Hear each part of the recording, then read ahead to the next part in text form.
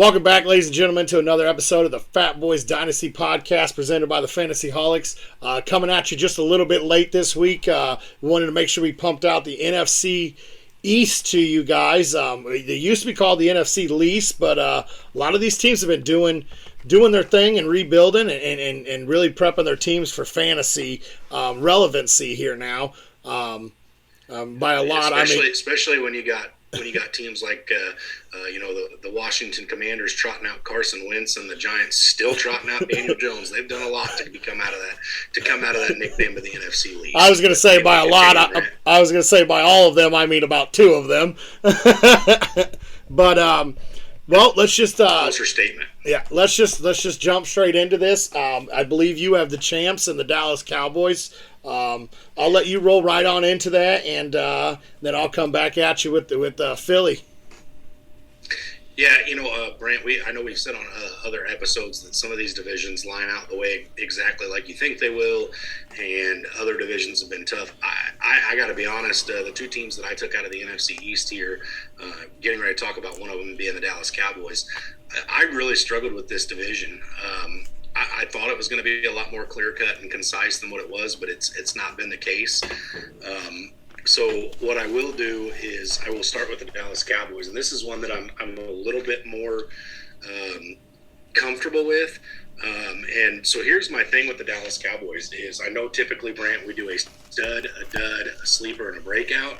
I've got no breakout written down for these Dallas Cowboys. I probably could have went, with the Tony Pollard route or, somebody like that for my breakout contender. But I just didn't feel comfortable doing that, mainly because I've got two studs on this roster or this for this team. And I think one of them is Zeke. And I know that, Brant, you and I in the past have absolutely hated on Zeke in the beginning days of our podcasting life, as well as in dynasty leagues that we've been a part of. We've faded him.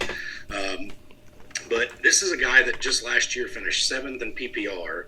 And if you want to go back to a year where he finished outside the top 10 in PPR, you got to go all the way back to number 2017, where he played in 10 games and still finished as the running back 13 after a suspension that year. So this is a guy that just every single year finds a way to get it done. And, right now he's going in the early fourth round. At his ADP is the 51st player off the board.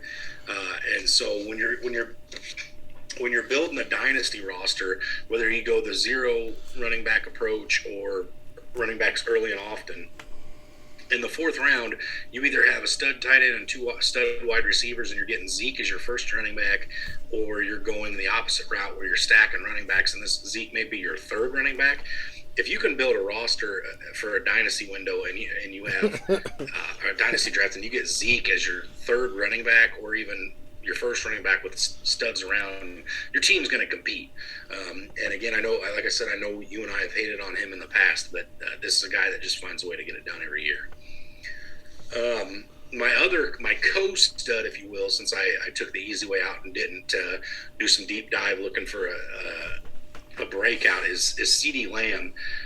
And initially I had CeeDee Lamb kind of as a breakout because I think CeeDee explodes this year.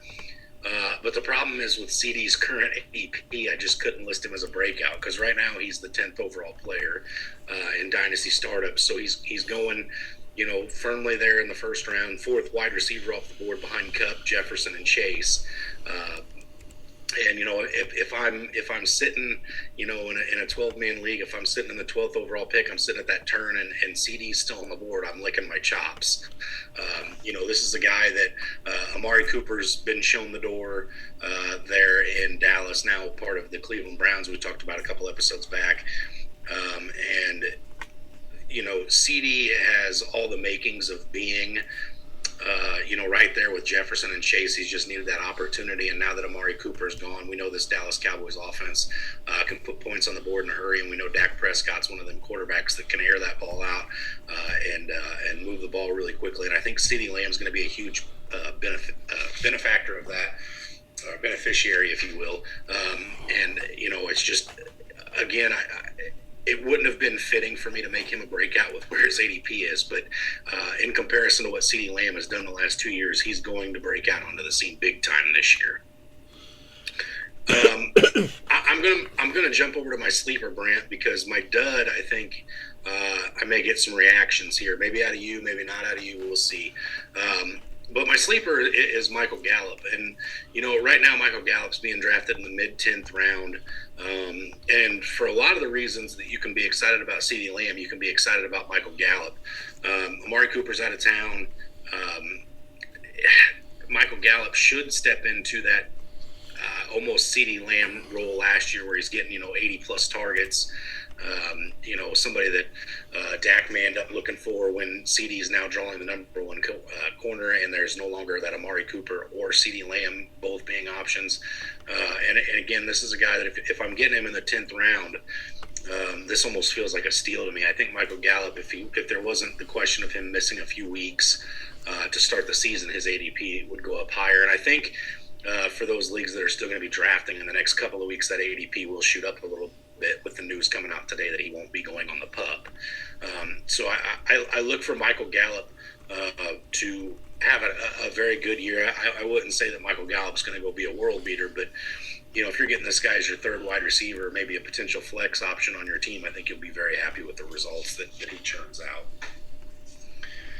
I definitely saw that a few hop into your dud. I definitely saw that report come out, and I knew right away you've been extremely on the Gallup train for a few years now, and I knew that was going to tickle your fancy just a little bit, seeing that he's going to miss the pup list, which is good for him and great for anybody that does own him in Dynasty Fantasy, because this guy has made an impact when he's got his opportunity, and this year they have shown that, hey, in Lamb and Gallup we trust by moving on from that big contract they gave Cooper.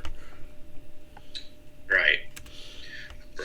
And again, the pass catchers in Dallas, you got the addition of Jalen Tolbert as well.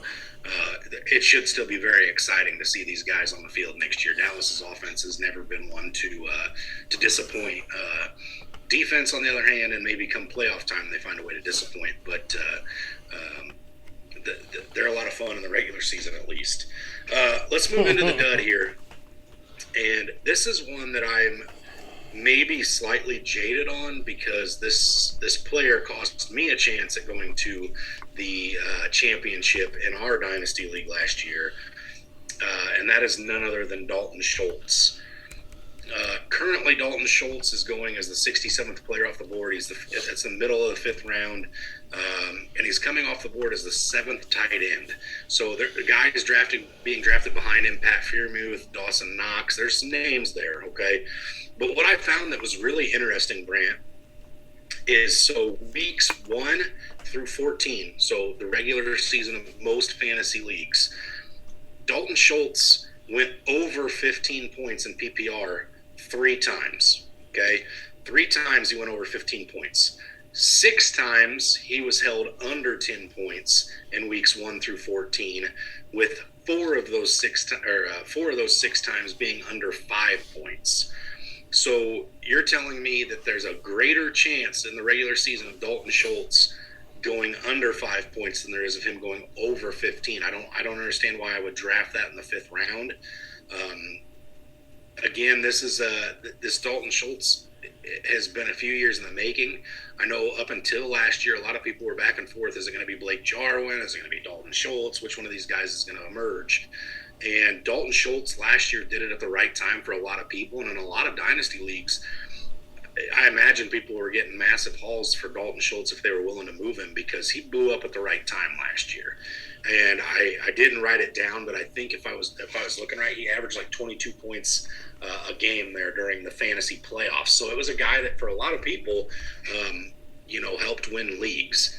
And for me, if I'm looking at the body of work, the entire body of work, which weeks 1 through 14 aren't necessarily as near as important as weeks 15, 16, and 17. Obviously, we all know that.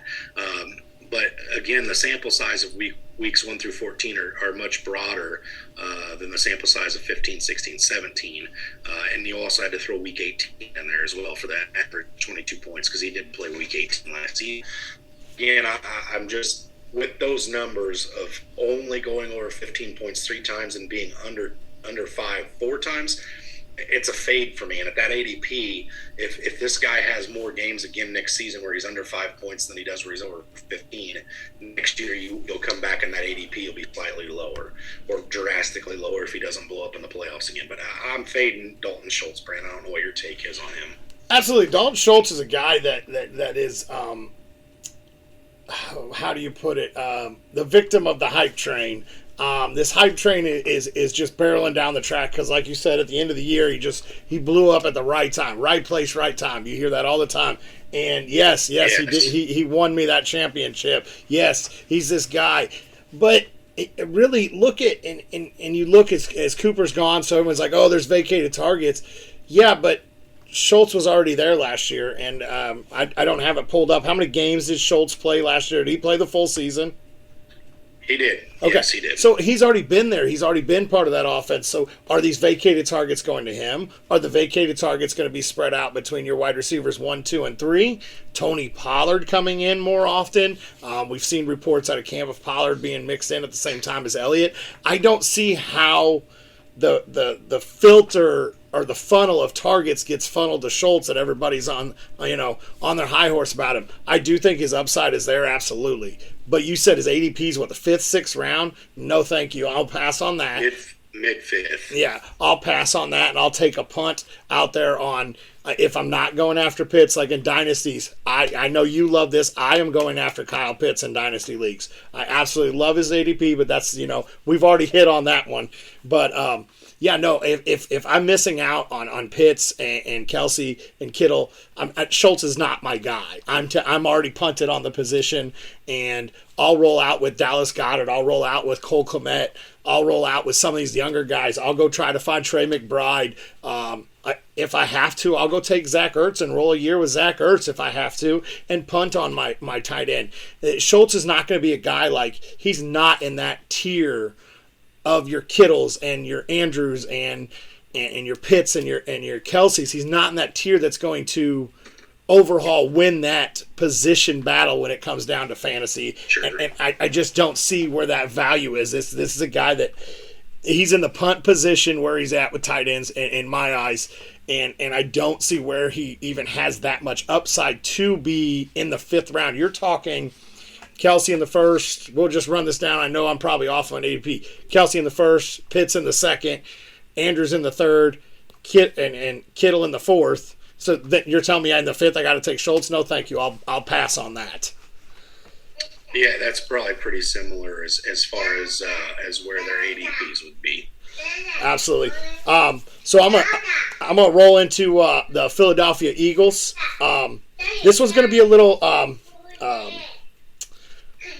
mixed in. I'm going to have my bust and my sleeper kind of roll all in together, and then my stud and my breakout will also roll in together. So let's start with my dud and my sleeper. My dud is Miles Sanders. He's being drafted as the 80th player off the board, so yeah, it's a decent ADP in the round 7, but you're taking a guy that has never been the clear-cut RB1 in Philadelphia, and he's already missed time due to injury at camp.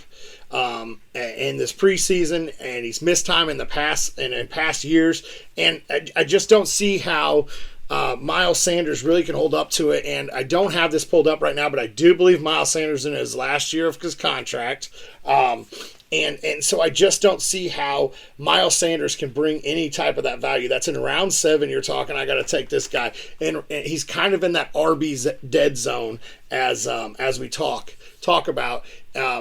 And I just don't see how he returns that value as some of the wide receivers that are around that area in drafts. So Miles Sanders to me is the dud of this team.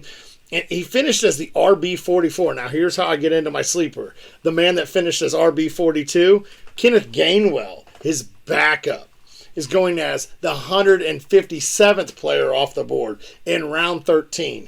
Gainwell's young.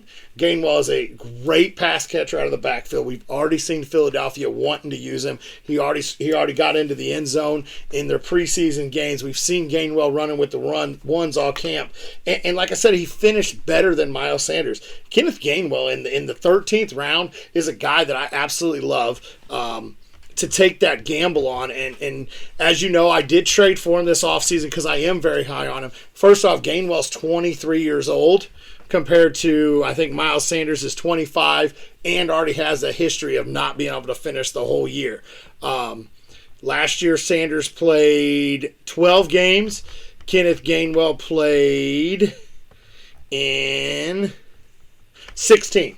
So already showing more versatility. 16 for Gainwell in his first year, and Miles Sanders has played 12, 12, and 16 in his 3 years in Philadelphia. Give me that gamble way down late, and give me that Kenneth Gainwell right now, rather than taking Miles Sanders there in the 7th. Yeah, Brant, my 2 cents on this Philadelphia running back room is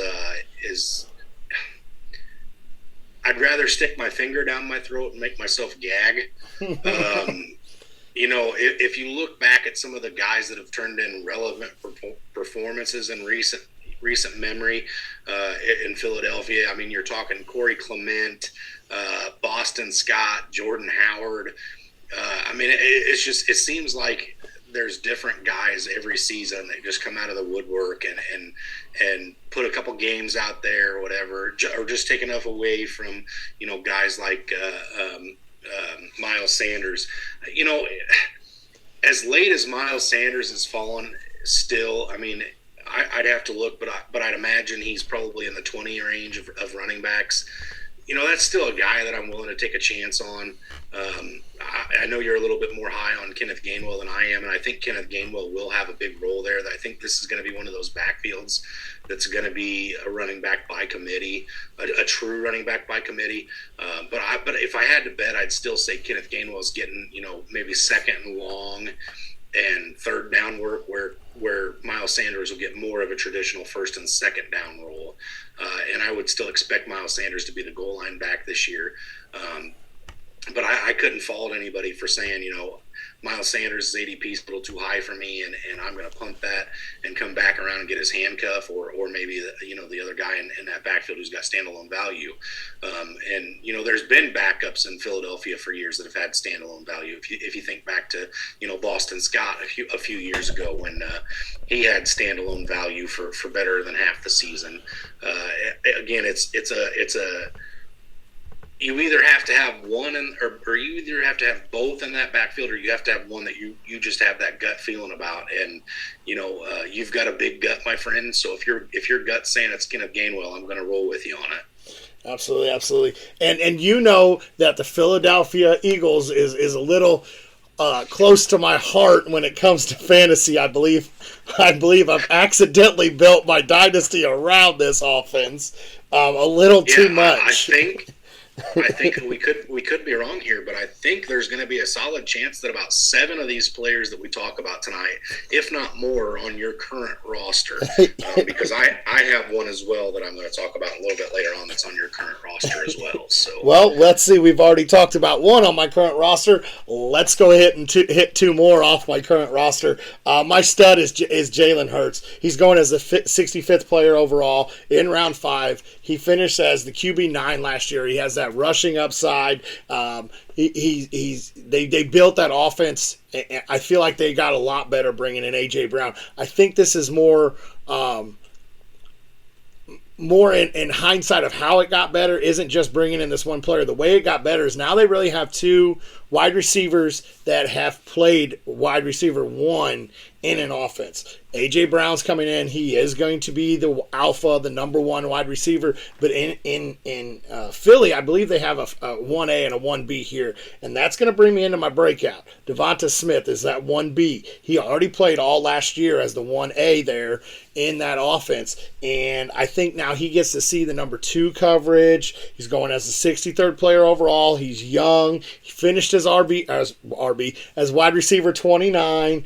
These 2 guys are going right neck and neck. 65 for Hurts, 63 for Devonta Smith. And I absolutely love what this offense is bringing out now. They have built this offense to Jalen Hurts' strength. I think, with Kenneth Gainwell and Miles Sanders, you're going to see a lot of RPO. You're going to see a lot of quick getting these two wideouts and Smith and Brown in open space off this RPO. And we know that both these guys can move with the ball and can get a lot of yak yards. Devontae Smith is a guy that I can easily see finishing inside the top 24 of wide receivers. I think this is the year that we see Philly really take that huge jump with both their wideouts, because you have to respect that A.J. Brown status, and you have to respect the route running ability of Devontae Smith. So really, with both these wideouts, I really like both their ADPs, and I am just more comfortable taking the rollout with Devontae Smith in the 5th round rather than A.J. Brown in the late 2nd, early 3rd. But I really feel like this offense is going to take a huge step forward for fantasy and help a lot of people move forward in this year, in fantasy this year. So here's my problem with the Devonta Smith thing. So last year he was the 1A, right? And he finished as wide receiver 29. He's being drafted as the wide receiver 25 currently. So he's being drafted 4 spots higher than where he finished last year without A.J. Brown in town. Now, I could see the argument being made that Devonta Smith's volume should be better because, or not his volume, but his value should be better because his volume will be more impactful, because A.J. Brown will have that number 1 corner for the other team, much similarly in the way to what we talked about a few weeks back with Hunter Renfrow with Devontae Adams now in town. But again, in a dynasty league with Smith's age, I understand him going where he's at, but that may be a little rich for my blood, drafting him 4 spots ahead of where he finished last year. Again, there's always some irregularities to that. There'll be some old guys creeping in there. Some guys will start falling out. Other guys will move and shake. But I just think at his current ADP and where he's at in the pecking order of wide receivers, I mean, this will be a tough one for you because one of the guys you may be trying to acquire in a trade and another one you currently own. So are you taking Devonta Smith or Garrett Wilson in a dynasty startup? Ooh, that one's tough, and I know they're right there. We're going in dynasty startup. I'm actually going to have to lean Smith just because I trust his quarterback just a little more than I do with Zach Wilson. Okay, how about Amon-Ra St. Brown? Man, you're just going right for my throat, ain't you? These are the 2 names right on either side of Devonta Smith right now. I'm actually going Amon-Ra St. Brown because I feel like he is going to be Goff's go-to guy, and I look for St. Brown to have a huge year this year. So I'm actually going to have to take Brown over Smith on that one. I'm going to throw 3 more names at you, and then we can be done with the Devonta Smith debate. If you throw out Bateman, you already know my answer. Okay, how about Mike Williams? Ooh, that one's tough, man. Mike Williams had that stretch of good games, then got banged up. I'm going to go Smith just because Williams' injury history scares me just a little bit still. Okay, and then the last one we'll do is Cortland Sutton. I'm going with Sutton, man. I got to go with Russell's number 1. Okay. All right. So again, it's kind of. I think there's probably 5 or 6 names you could move in front of him in ADP that I'd be a lot more comfortable with where Devonta Smith sits. That's just where I'm feeling on that right now. Again, Devonta Smith's wildly talented, and if A.J. Brown's not there, I absolutely love Devonta Smith's value and where he sits right now. But A.J. Brown scares me. So I do have to go out. Sutton is a little bit of a homer pick for me because we all know I'm a Seahawks fan, and I watched Russ, with Doug Baldwin and Tyler Lockett and DK Metcalf, so I do know what Russ is capable. I know Sutton does have that injury in the past, but I really, really feel like that connection with Sutton and Russ is going to be something special. I like the connection between those two over Jerry Jeudy also. So I do want to make sure I throw that out there, that his injury history does scare me a little bit, but I know what Russ is capable with his number 1 target. Sure. So that really sums up Philly. I really, as you know, with my fantasy lineup, I really do believe in that offense this year. And if I'm completely wrong, then I guess I'll be on the outside looking in of the playoffs one more year. So, so let's roll into our next team, and I believe that one's you. Yeah, so the next team, obviously, in the division, this is the one that I really just I'm not sure how I want to do this one at all, but it's the New York Football Giants here. And for the first time in recent memory, I'm a lot less excited about the Giants than I am their town rivals, their city rivals, if you will, and the Jets. This is a team that there's a lot of promising young players. There's a lot of disappointing veterans on this team, and I know that a lot of folks are excited about Brian DeBoer being in town and what he may bring and how he may change the offense, and we'll see. But let's just start with my dud on this team. Duds, I should say, because this is one where I really struggle to just pick one dud, and it would have been simple enough to just write Daniel Jones and not put a single other reason or rationale behind it. But Daniel Jones is obviously, in my mind, he's a massive dud. I mean, last year, the waiver wires and the claims and the ads that happened after he had that 70-yard run where he tripped and fell before he got to the end zone. But Daniel Jones is just not good for fantasy. It's not a lot of fun to have pass catchers catching the ball from him. If I was ever in a predicament where I had to start Daniel Jones at quarterback in fantasy, I would not be very happy. But let's hope that after this current season that Daniel Jones is not the starting quarterback in New York any longer. Another one that I want to talk about here, this is where I said I was going to bring up another one of your roster players. Let's talk about Kenny Gainwell. Galladay. This is a guy, Kenny Galladay. Thank you. This is a guy that is still being drafted in the 14th round of Dynasty starting drafts. Be. Why? Shouldn't be. I remember somebody drafting him in like the 4th round of a Dynasty startup just a few years ago. Yeah, that was him coming off a great year. He was finished in the top 10. Yeah.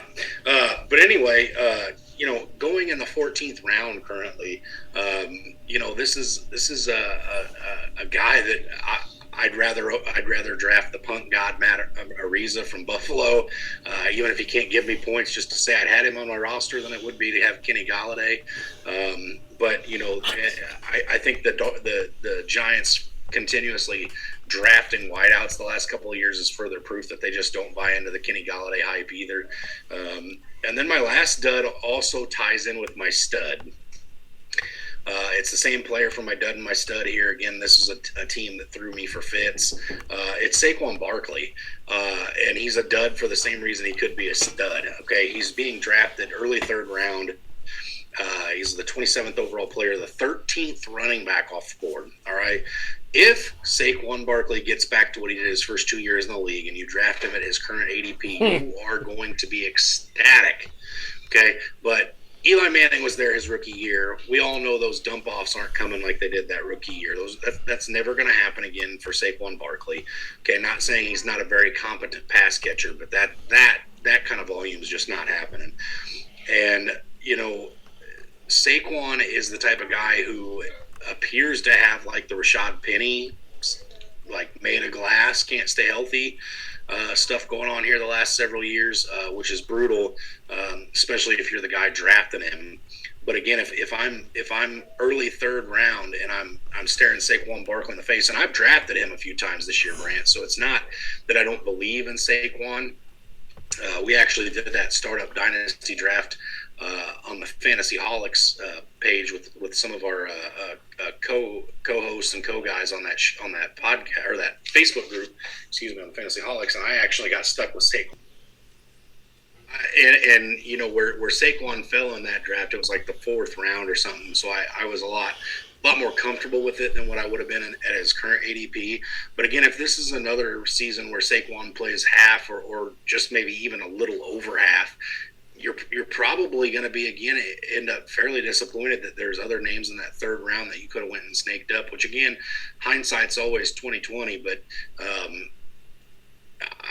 Saquon, you either got to be all in or you got to be all out. There's no in betweens here with the New York Giants running back here.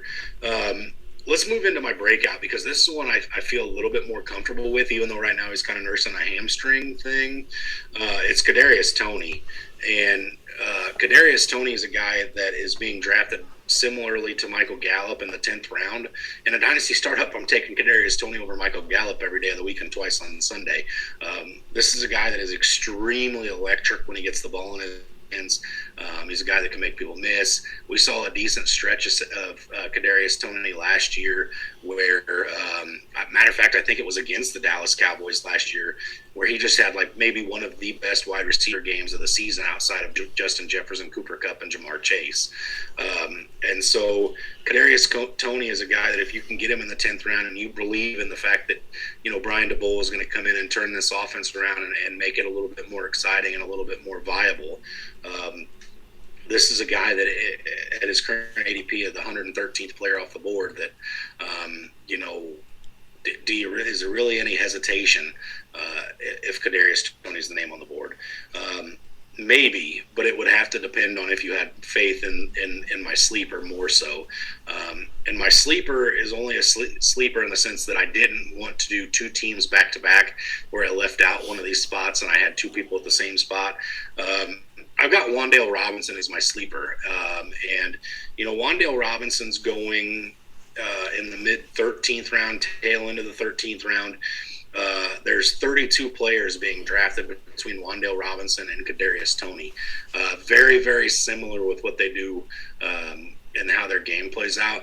I did end up getting Wan'Dale Robinson in the 3rd round of our rookie draft that we just completed this weekend, Brant, for our Dynasty League that we're both a part of. And Wan'Dale Robinson is a guy that I really wasn't too high on until I actually went back and watched some tape of how he was in Kentucky, and it was like, man, is there any way other people were sleeping on this guy? There's no way he makes it to me in the 9th pick or the 10th pick of the 3rd round, and sure enough, there he was sitting right there. But this is a guy. He can take the top off of defenses. He can catch the ball behind the line of scrimmage and make things happen. Unless it's the preseason game last week where he had 3 receptions for -3 yards. But any other time potentially he could catch the ball in the backfield and make some things happen. But this is a guy that I think Wan'Dale Robinson you're going to have to be more patient with than you will with Kadarius Toney. But again, Sterling Shepard's he's still in New York. I can't imagine for too much longer. How long is Kenny Galladay still around? Eventually, I think it's going to end up being the Wan'Dale Robinson and Kadarius Toney pairing there. And hopefully when that does take place and happen, there's a little bit some better of a quarterback option under center there, or Brian DeBoer rejuvenates Daniel Jones's career, kind of the way with what happened with Ryan Tannehill when he got out of and away from Adam Gase.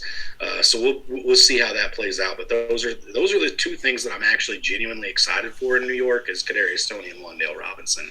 Everything else, I'm kind of like I'd much rather own every Jets fantasy relevant player than I would, every Giants fantasy relevant player, if that kind of settles the argument. Absolutely. With the Giants, and I noticed with your sleeper and your breakouts, really Saquon's like the only, I can't even say safe with him. Saquon's like the only piece that I genuinely would be okay with owning this year. Other than that, you're talking Toney and Robinson.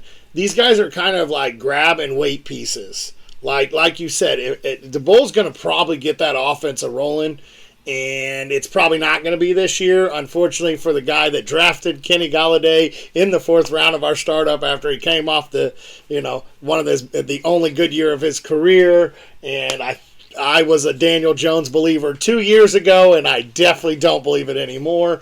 This is an offense that you are going to have to wait on. These are players that you just stash on your bench. Toney is definitely a guy that you can plug in as a flex, if you need a bye week fill in. Wan'Dale Robinson, so I watched that Giants game, and this really made me laugh. and they got in the huddle, and he was standing there next to Kenny Golladay. Wando Robinson's just a little guy out there with some of them other guys. He sure is. And he definitely is a guy that just seeing that in the huddle and then seeing his speed back when I went and looked at Kentucky and watched him play. This is a guy that I could definitely see turn into a little gadget player, and I think that the ball is really gonna use him to his advantages. But once again, it's a sit on and wait piece. And in a redraft league, I don't think I'm taking a swing on anybody in that offense outside of Saquon Barkley. And but in Dynasty, I definitely would not mind holding on to them two guys and watching this offense grow. So I'm going to jump into Washington, and this is just a puke offense. And mind you, I am going after a player in this offense, but I'm not going after. I own a player in this offense, and it was definitely. Of course you do. This is the Brant Walker roster special. Yeah. So this was a guy that I drafted. I watched his film, and I'm going straight into my breakout. And this was a pick I took at the 204 in our rookie draft. And in my head, I'm saying this is a future pick for me. This is a future pick for me. I really feel like the value will be there. I feel like his talent is too good. When Carson Wentz is out of town? Yes, and I believe in that backup and Sam Howell. I do believe in Howell. If you remember, we were talking at the draft that I said I really wish Seattle would grab this guy late. I really wish we would grab this guy late. Well, guess what? Watching Sam Howell in the preseason, I feel like he's better than the 2-3 quarterbacks we've rolled out this preseason. So I really wish Seattle would have grabbed Sam Howell, but that's neither here nor there. My breakout is Dotson there, the wide receiver 2 in Washington. And once again, he's a sit-on and wait pick. This guy was electric coming out of college, coming out of Penn State. He is a guy that can really, make defenders miss after the catch. He's a guy that wins the majority of jump balls. He's going to be a guy that I really feel like will be a go-to target in the future. He's 22 years old, 5'11", 182 pounds, and he's already moved into the number 2 role. Now, I know that's not really hard in Washington. He had to beat out Curtis Samuel, so it's not too difficult in that offense, but I do think this guy is going to have a very, very valuable part in this offense in the future. Now, I've already said I don't plan on moving him off my taxi squad at all this year, unless injury bug hit me and I'm forced to. But this guy is definitely a future pick in most dynasty. He is going as the 112th player off the board, which I think is very reasonable. You've already filled out what you believe in and what you want to throw out there before you're stabbing at this guy here. So I believe that's a very good spot for him. Which that's going to roll me into my stud. It's Terry McLaurin. Terry McLaurin has done everything for this team, with this team, and let's talk about some of the quarterbacks he's had. I mean, Carson Wentz this year, and he had why am I drawing a blank on the quarterback last year? Oh my goodness! I know he had Fitz at one point throwing in the ball. I'm completely drawing Smith. Smith throwing in the ball. Completely drawing a blank on who finished the season for him. Terry McLaurin's my stud. He finished as he's going as a wide receiver. He's going as the 36th player off the board. He's finished 25 last year, or 25th in PPR, 20 and 29th with quarterbacks that really, honestly, probably are career backups. I think Alex Smith may have been the best one that has ever actually rolled out and played with him, and that was coming off a career, what should have been a career-ending injury for Alex Smith. Terry McLaurin's a guy that just always seems to be creeping around that wide receiver 2 spot, and going as a 36th player off the board, this guy, he's really the only thing I'm excited for in this offense this year. It was, by the way, Taylor Heineke. Thank you. We were thinking of for last year. Yeah. Yes. So, exactly. Name draws a blank, and he still finishes as the 25th wide receiver in PPR. And so I really feel like this guy is the most exciting thing on this offense right now. And even with Carson Wentz, I still think Terry McLaurin's easily to roll out as your wide receiver 2 or flex. Now, I don't know if I trust him as my wide receiver 1. But if that's who I end up with after stacking, like you said, getting Elliott in the 3rd round, and this is who I have to roll out, I'd be pretty comfortable with that, rolling, top 3 backs out in Terry McLaurin. So it's going to get me into my dud and my sleeper here. This is apparently the same thing with Washington as I did with Philly. Antonio Gibson, he's going as the 42nd player off the board, the 19th running back off the board.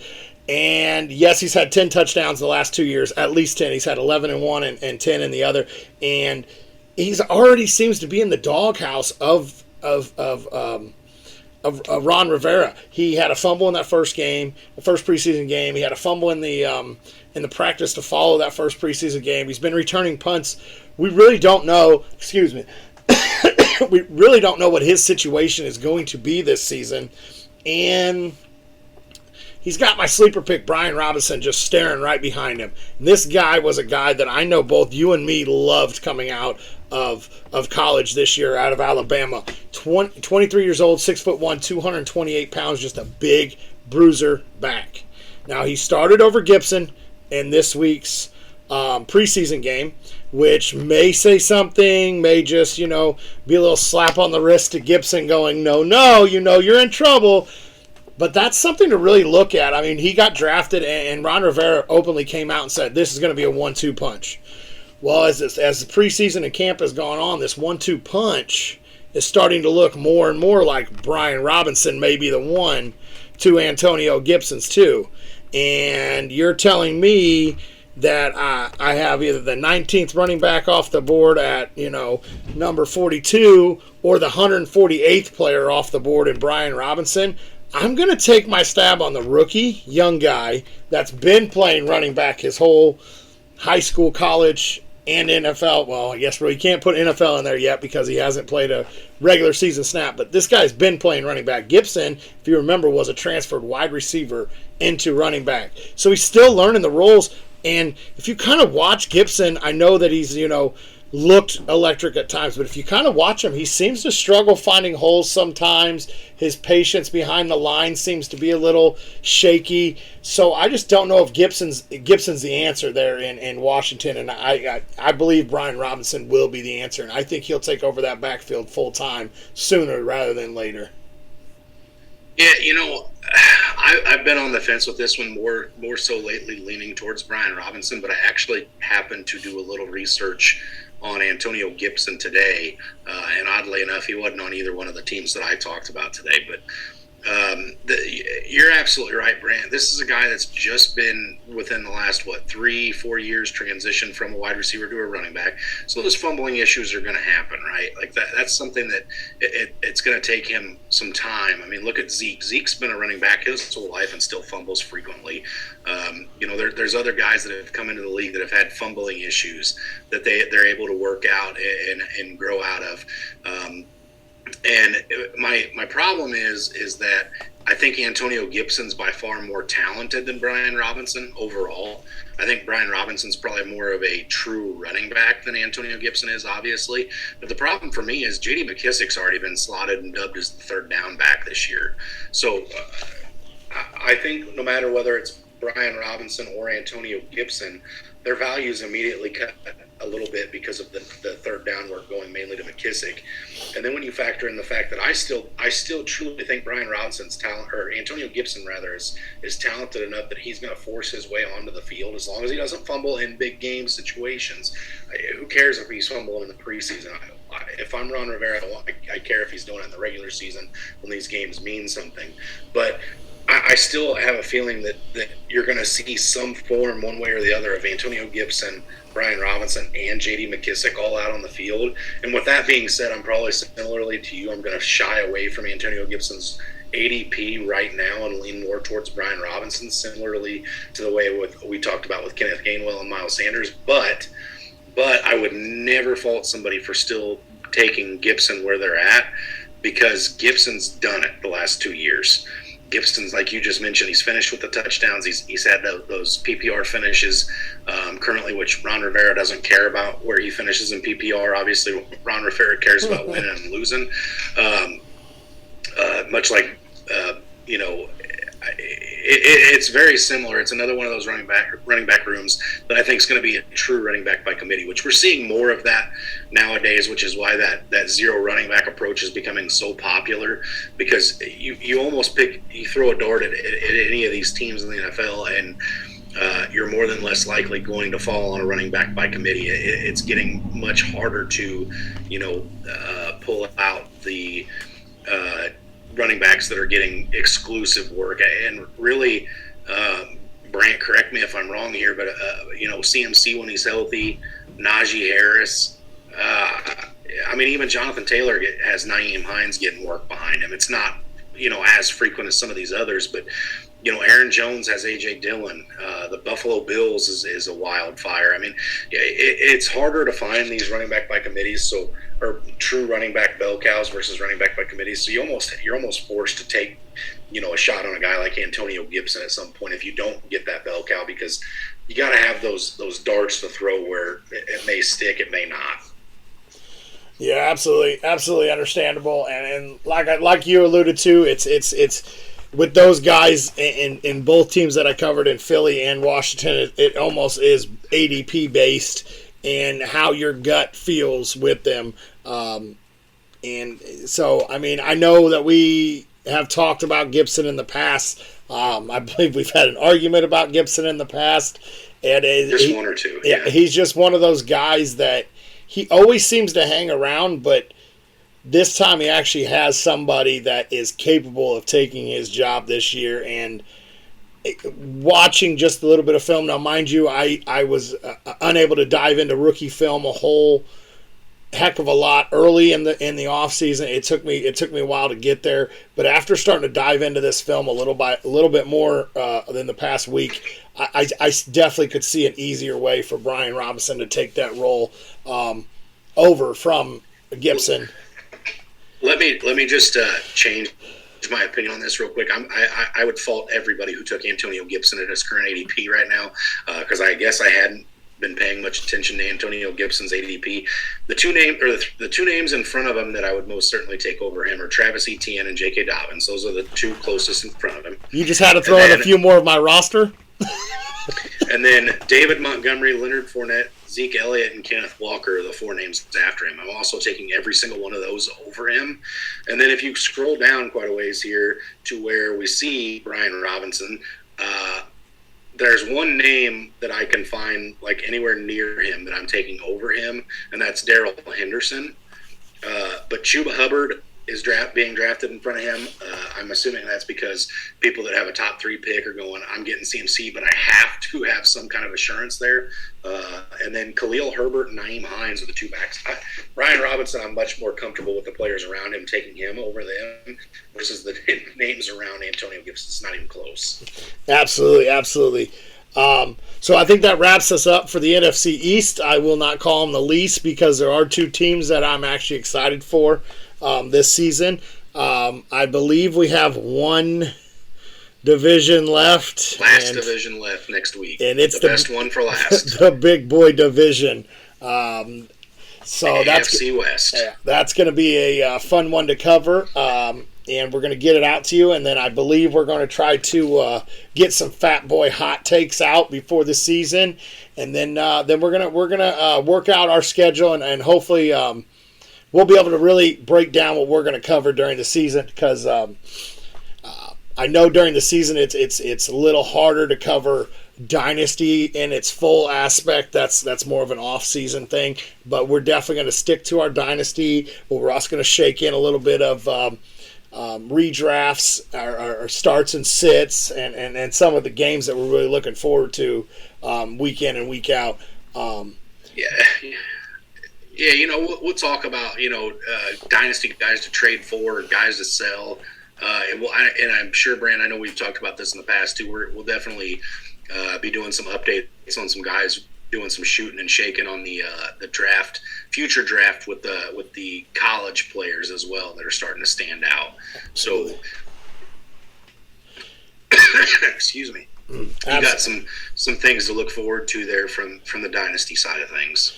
Absolutely. So I think that's going to wrap us up for tonight. And as always, stay hungry and stay fat, my friends.